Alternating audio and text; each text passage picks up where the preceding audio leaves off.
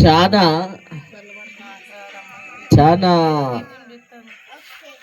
భారంతో కూడింది పరిచర్య అనేది.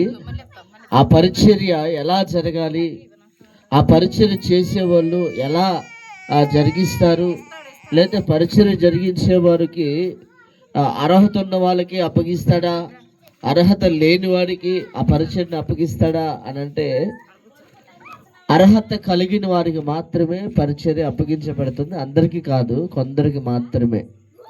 విశ్వాస యొక్క విధానం వేరు,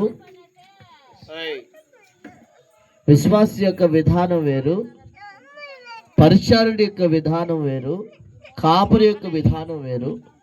ఇట్లా కొన్ని భాగాలు ఉన్నాయి పరిచర్యలో.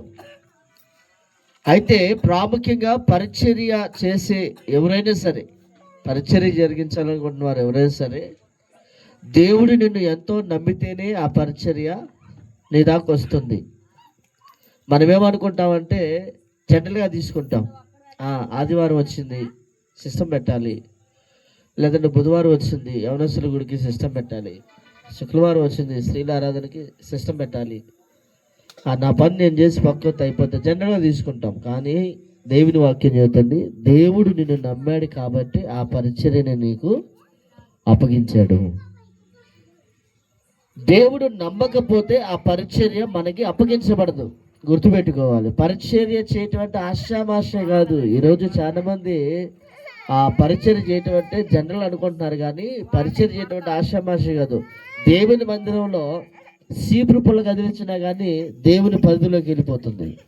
చెప్పాలి, ఏ పరిధిలోకి వెళ్తుంది? దేవుని లెక్కలోకి వెళ్ళిపోతుంది.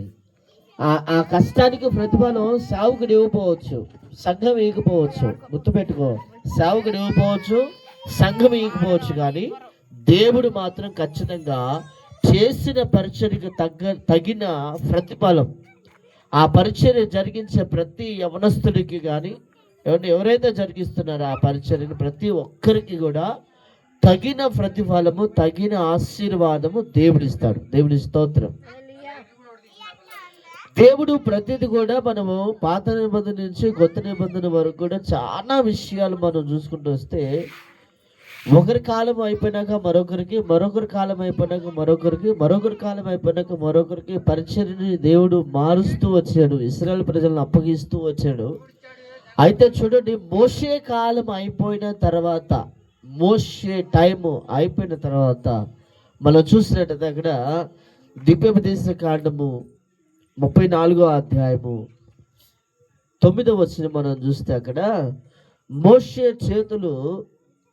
మోషే తన చేతులు నూను కుమారుడైన యెహోషువ మీద ఉంచబడిన కనుక అతడు జ్ఞానాత్మపూర్ణాయను అని చెప్పి రాయబడి ఉంది.